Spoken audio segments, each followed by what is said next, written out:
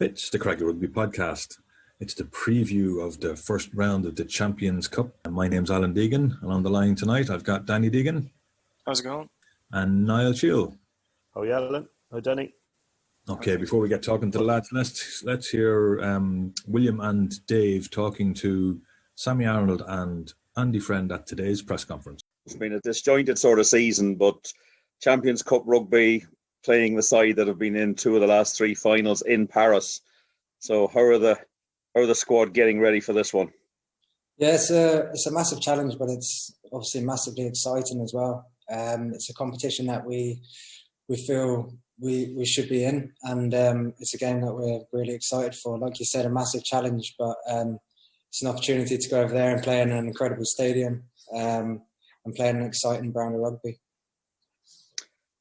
Do you have to sort of park? I mean, the stadium looks like someone's been dropped in from space, and it's indoors, which we could possibly do with on occasions at the sports ground.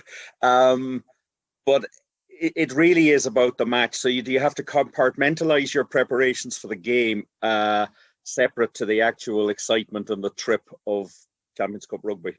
Yeah, you do, definitely. But I think at the same time, because it's such a unique, it's indoors on 4G, such a fast kind of surface, you have to play kind of an attacking brand over there. You can't go over there and not play. You're going to have to score tries to win in Racing, and the surface and obviously the dryness. There's no wind, there's no rain. That is a massive factor to play in that. Yeah, stats would indicate the ball's in play somewhere between 4 and 6 minutes longer in a game, and I suppose that does make a difference just in terms of your fitness and how you look after your bodies as the game goes on. Yeah, definitely. It's definitely going to be a quick tempoed game. They like to play a quick brand of rugby. Obviously have some exciting players. We like to play that brand of rugby as well, and we've showed we can score some great tries when we're at our best. And I think it's set to be an exciting game. Hopefully, definitely. Is there a danger when you go into a game like this that you almost look on it as a shot to nothing, because Connacht aren't expected to win there? Nobody's ever actually beaten them in this stadium in a European pool game. So you've got to keep that in mind. You've got to make sure that you play to your strengths and play to your game plan. Yeah, definitely. They're a top quality side. They've been in and around the top of the Champions Cup and close to winning a few times. We're in a competition now we believe we should be in, and for us, we're just taking it one game at a time. Like I said, it's such an exciting fixture, and these are the games you want to be a part of, these big European games, the exciting games, and it's one we're really looking forward to. And if selected, as I always say to the player, because they don't know, what are you looking to bring to this game? What do you feel you have to do to get Connacht over the line here? First and foremost for me, just do my role. We'd be going over there with a specific plan, and it's up to all of us as individuals to complete our role in that plan, and we'll take it play by play, and we'll see where we end up by the end of it. That's all we can control, is the facet of play we're in. And like I said, we're going over there to try and play exciting rugby, and we'll see where we are after 80 minutes. It's an unusual situation in terms of the conditions on Sunday. It's an indoor pitch and it's 4G. You've played a number of times on 4G. I'm just wondering, there's many things we can say about the training pitch in Galway, but it is natural grass, and today would have been hard. How do you prepare for a 4G pitch? What challenges are presented by moving from a grass surface to a 4G surface? And is there any way you guys are able to prepare for the challenges of an indoor stadium? Because as far as I'm aware, they're probably, if not the only ones, there's certainly nobody in the Pro 14 that plays indoors. Yeah, I think with the indoor 4G, it's obviously a bone dry pitch, so you don't have things like wind, rain. Sometimes games on TV, it looks like it's dry, but it's actually greasy. Obviously, there's going to be none of that weekend. So in terms of kind of things affecting skill levels and stuff like that, there isn't an awful lot. So that means that the tempo of play is a lot faster. It's harder to kind of stop collisions if you get a good go forward ball, it's very fast to play off it. You have to be very accurate around what you do at your breakdown, with not wasting numbers in the breakdown, and just trying to slow ball when you can. But it definitely favours the attacking team if you can get quick ball momentum and play on top of teams. By Cork of Fate, Connacht are 135 years old today. Wow. They were formed on this day in 1885. I'm tempted to think that in all the years of Connacht playing rugby, proud province, this challenge that you and the team are taking on next Sunday in Paris is one of the toughest, if not the toughest. Yeah, you know a bit more about the history than I do, William, but certainly one of the most exciting that I've been involved in my 2 and a bit years here. You know, to take on Racing at their home stadium as our opener for Champions Cup is a pretty exciting prospect. So we're looking forward to it, and there's a real buzz and real energy around the group at the moment in anticipation for that. A lot of differences here. Indoor stadium, 4G pitch. They've been finalists 2 of the last 3 years. So how do you take that on board, and then how do you prepare for this? What are you looking to do over there on Sunday as a team? Yeah, well, one of the things we talked about in our preview of them yesterday, and it was actually Pete Wilkins, our defence coach, who said, listen, if you sit back and you look at all the names on the team sheet and you let them play, they're going to be good. You know they're going to be good. But if you just say it's another 15 bodies out there and we actually attack it, and we don't give them the time and the space, we're a chance of upsetting them. And our other big message is, we don't ask I wouldn't ask the question, do you think we're a better squad? Do you think we've got better facilities? Do you think we play a better brand of rugby? Because, it's awkward for us with the conditions. We don't ask those questions. We say, do you think we can beat Racing? Yeah, I think we can. Sweet. Well, let's focus on doing that. So it's just the question we ask, and then just make sure we go into the weekend and actually the whole week with that in mind. We do believe we can beat them. So let's go over there and give it a shot. Anything you can do, replicating the conditions at the sports ground is almost impossible. But what do you have to take on board, particularly indoors, and statistics indicating that the ball is in play somewhere between 4 and 6 minutes longer per game, which doesn't sound much, but that's a lot when your lungs are burning in the 74th minute. Yeah, that's a hell of a lot, actually. And that's actually quite significant. So there's not a lot we can do. We ordered today. We just come off the training field there. So in Galway, for those that aren't here, it's a sunny day and not a lot of wind here. So we ordered that one. We'll try and get another day like that for Thursday and see whether we can replicate those indoor facilities or the indoor conditions that we're going to get. But yeah, listen, it's about us back in our game. We've got some international players back this week. We've got a group who coming off the back of 2 good wins for us.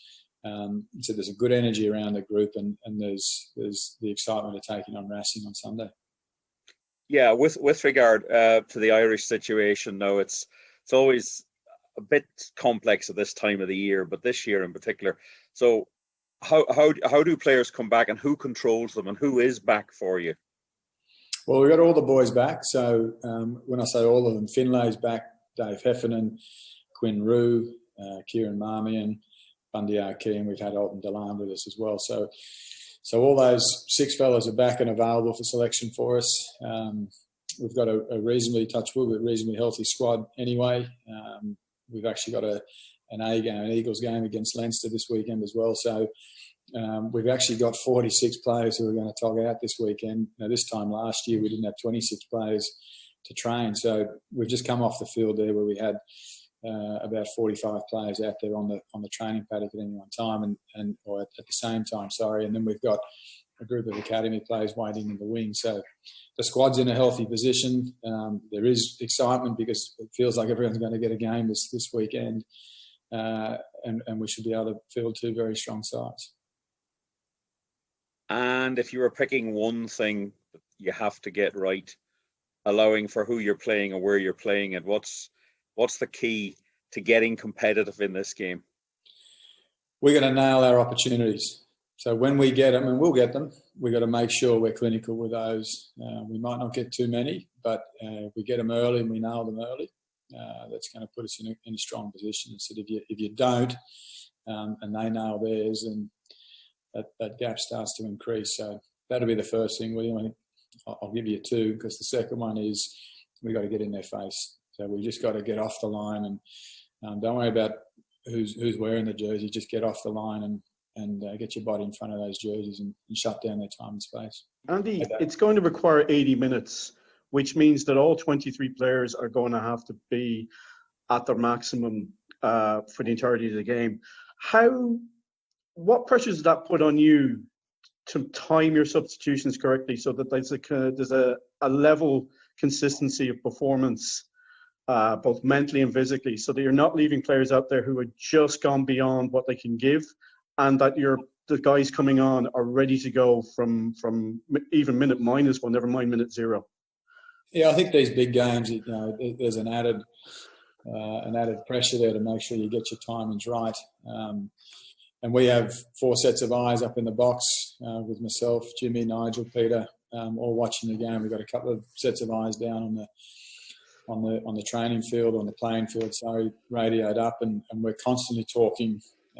Normally after half time, there's not much that you need to do up to half time unless you get an injury, but certainly at half time, just checking people in the sheds, and then as you come out, you really start eagle-eyeing everybody and making sure that if you start to see a drop off, you pick it pretty quickly, and you get an able sub on. We call them our bouncers that come on, so we'll have 8 bouncers on the weekend who will definitely give us energy. I know that. And it's, hopefully we get the timing right there, mate. Okay, Niall, your thoughts. That was a good win at the weekend. Before we talk about the Europe and everything, give me your thoughts on what was a comprehensive win over Benetton last weekend. Oh, great, nice and clinical. Poor enough opposition. I mean, I know the Italian clubs are really struggling now. I saw that Zebre had to pull in 5 lads from the Italian Championship sides to play Munster at the week before. So, but still, you can only play what's in front of you, and I think Connacht did very well. You can see what they're trying to do. Played some nice rugby, and it was good to see some newer guys getting some. Maybe not newer guys, but some guys getting some game time as well. So, I think they can be nothing but happy enough with that. Absolutely. And Danny, do you have any? We know that Paul Boyle was the hero of the game with his hat trick. Any more interesting stats? Yeah, Paul Boyle was definitely the standout. Interesting one that I picked up on was in the build up to Paul Boyle's first try, Connacht actually had scrum dominance, but so much so that we'd won 3 penalties just before the Paul Boyle's first try. And if you actually go back and watch it again, you can see that the 6 stays bound. So Paul Boyle, because he was so quick at picking from the base and going, he only had to run through the 10 because the 6 was still on the scrum. And the same thing happened for his second try. It just left the blind side wide open. So we're talking about an assist from the front row there. Another player who had a good game was Conor Fitzgerald, but yet again he cost me some money because I had money on John Porch to score, and Fitzgerald wouldn't pass him after he made that fantastic break, and there was nothing in front of Porch. If he'd just given him the ball, he would have scored. I could have got me win. That's 2 games in a row now. John Porch has not got a try because guys wouldn't give him the ball. Come on, lads. This weekend, Alan, he's gonna score first this weekend. Portugal. Yeah, no, definitely, because he was up to the lads not giving him a try. He's been scoring at a rate of about 1 every 3 games, and the lads won't let him score now. It's 7 games, I think it's been there. So, as you mentioned, Europe, because this week is all about Europe. Pro 14 is put to bed for a couple of weeks, and now we've got Europe on this really simple European setup that they've got. There's only 2 groups, so it must be an easy one. Yeah, it actually, myself and Danny have been talking about this. It actually kind of is. It's like a recipe. It sounds more complicated than it is. So, all I know is that we have to play Bristol and we have to play Racing, but we're in a group with other teams. Correct.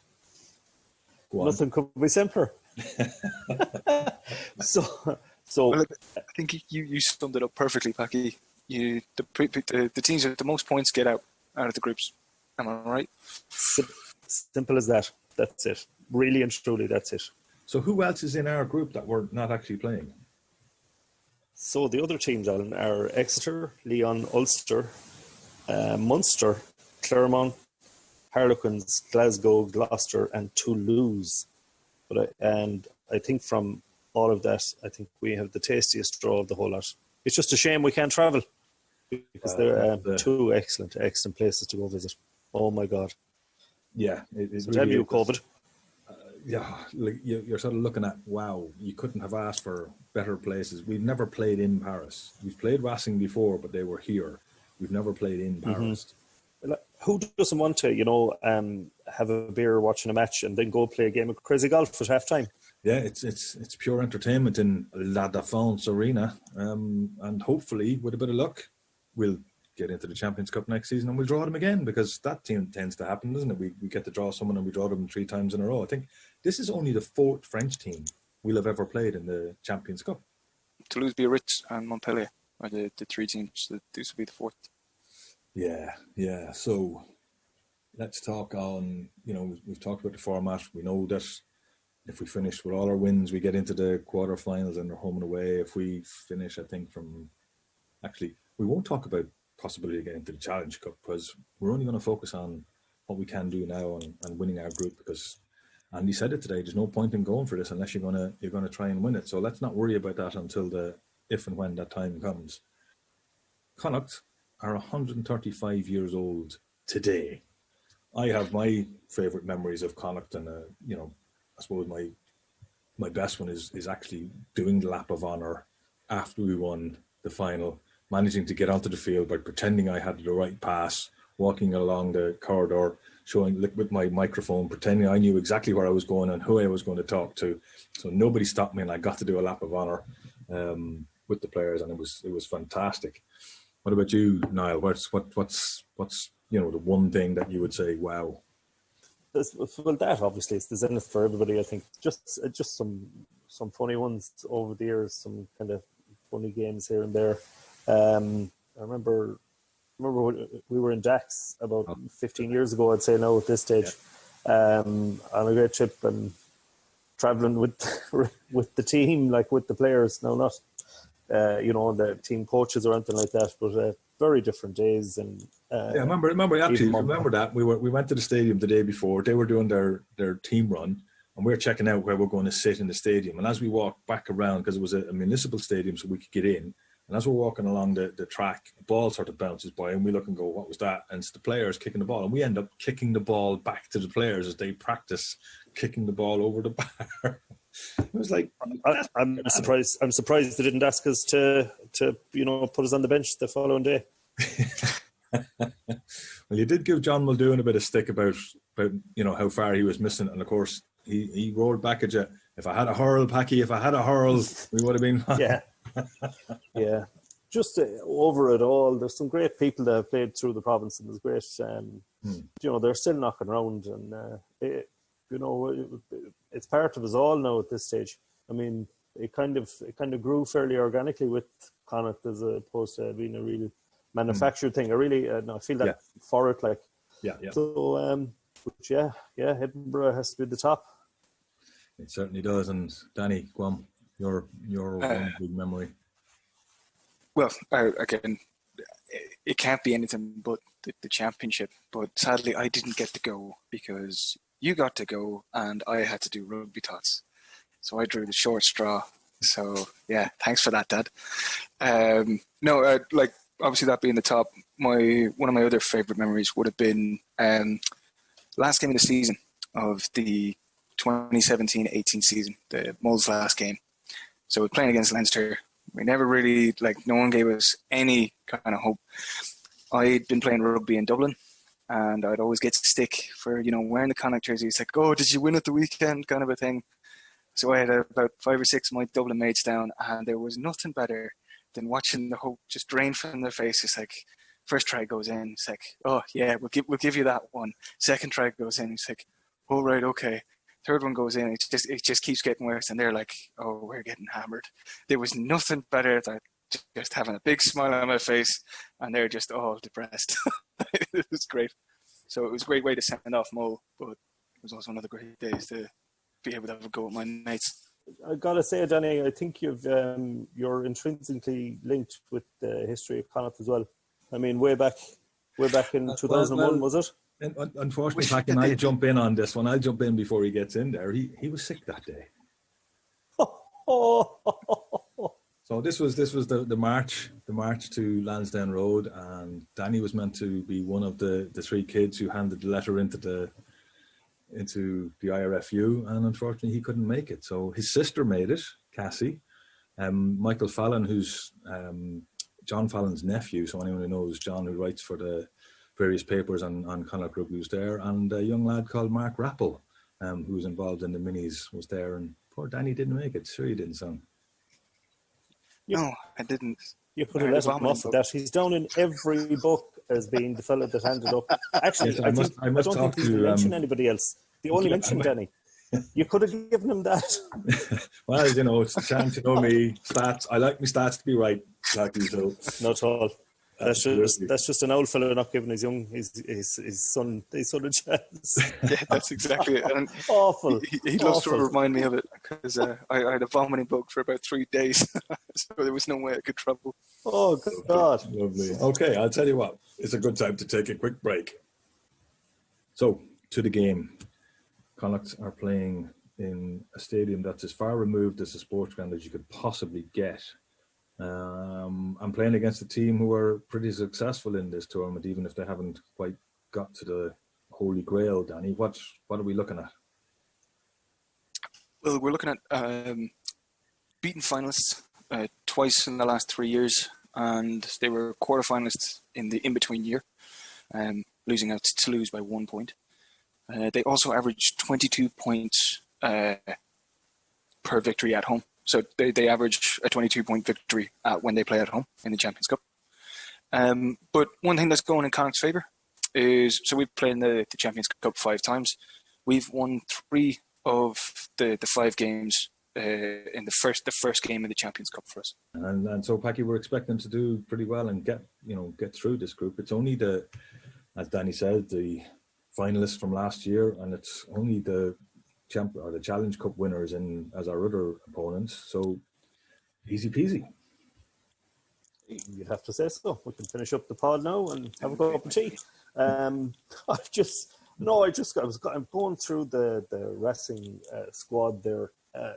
It's littered, absolutely littered with, the next big things in France, like Donovan Toffefanua and that winger. I was watching him just lately, trying to catch some of the games. Serious talent, and then it just kept scrolling down. And I said, so he'd probably be in the rack 3, and maybe Zebo and Beale, and then I forgot Teddy Thomas and Juan Imhoff. Forgot. But for me, I know when we were talking before this, I was saying, I know it's obviously a real opportunity for, I think we know it's going to be Sam Arnold in the centre. I fully expect it will be anyway. Yeah. To come up against two of the finest centres playing the game now are Vakatawa and Radradra, who we're not going to be lucky enough to see in the flesh now, it looks like at this stage. What a squad. I mean, what a squad. You'd love to see them. That's one of the things I love about European games is we get to see these guys in the flesh. Yeah. In the sports ground. Yeah. So what Andy said in the press conference today, really ringing true. If you sit there and keep looking at the names, you're just going to keep going, oh my God, oh my God, oh my God. But if you just realise there's going to be only 15 of them on the field, and they're just guys with 2 legs and 2 arms, go and play. That's really Connacht's only real chances to sort of go, let's give this a bash. It's going to be in perfect conditions for us, and we like perfect conditions. Exactly. I think it could be a cracker of a game, actually. I'm assuming Jack will be... And a good referee in Wayne Barnes. Like he's I do enjoy a referee who can speak the language of both teams, so he'll be there in French, talking to them in French. So, and he likes the game to move along as well. And that is one thing. And that could be a big help because one thing about their pack is they're littered with jackal threats everywhere. Benarous, Gomez, Kamil Shah, all those guys are great on the deck. So, But like I said, funny, I think it'd be an awful lot of ball in hand, but I think Jack can do some. I think Jack Carty can do some serious damage there if he's kicking as well. One thing I'd imagine, I don't know, like I've never been at an indoor flipping rugby pitch ever, but I imagine the ball will sit up quite well on the plastic surface. I can't imagine that it will roll and skid into touch like you would see. So I think actually that could suit Jack's kicking, because when he comes back against the grain, he's brilliant. He pinpoints that ball back down into the corner, and when he can do it in College Road, he can do it anywhere. Well, I can actually give you a little bit of info on how the ball bounces, because playing in Dublin, you'd end up playing in Energia Park. So they've got a 4G pitch. Now, most of the time when we played it, it was lashing rain, so the ball would turn into a bar. So, but even still, when the ball hit the ground, there was just this deadness to it. It never really seemed to skid along or anything like that. It would just bounce and tend to bounce quite high. So yeah, it could be very interesting for Jack. All right. So what are we expecting? Are we expecting a win for Connacht, or are we going to be realistic in the fact that Racing average 39 points per game and only concede, 23, 24, whatever it is? We're looking at maybe just if we get out of there with a losing try bonus, we'd be okay. That'd be a serious result, and I know nobody wants to be defeated or anything like that. But when you think of the quality of teams that have gone playing there, haven't won, basically, that would be a serious one. I'd love to see the guys stretch them, really have a right royal cut of them, because let's not forget, like, there's a lot of Connacht players that not so much they have a point to prove, but they must be disgusted at the way they were treated in Irish camp, in my opinion anyway, over the past number of weeks. So, those guys are going to be chomping at the bit for rugby. I think it's going to be very interesting, actually. So I hope I'm right. I think it'll be interesting. And I think Connacht will give them. They have a right cut at it, sure. What else would you do? What else would you do? Exactly, it's the Connacht way. What about yourself, Dan? Yeah, I'd have to agree. I think I guess you just want to see them play, but don't forget that Connacht are really good at producing upsets. Mm-hmm. When our backs are against the wall, we play our best rugby. You look at the Montpellier game last year, that first game, everybody expected us to be losing because we only had 2 fit second rows, if I was correct. We were completely decimated, and we ended up winning that game. Toulouse coming here, it was the 2016, 2017 season, first game. No one expected us to win. We ended up winning that. So I don't see why not. Yes, it's definitely, it's hugely against us. But if Connacht go out and just play their own game, forget about the opposition, just try and play their own game. Could be anyone's game. Absolutely. Plus, there'll be no fans. No, I'm not sure how what their attendances are like, but I'd imagine in a stadium like that's a giant cavern, that it's you're gonna hear everything there. So much like what you guys were saying about the last day of the game against Benetton, if the boys in the bench and the boys, the backroom team are giving it socks as well, it's surely going to show. It's surely going to be a help. This one's going to be fun. It's going to be real fun. I'm really looking forward to it. Really looking forward to it.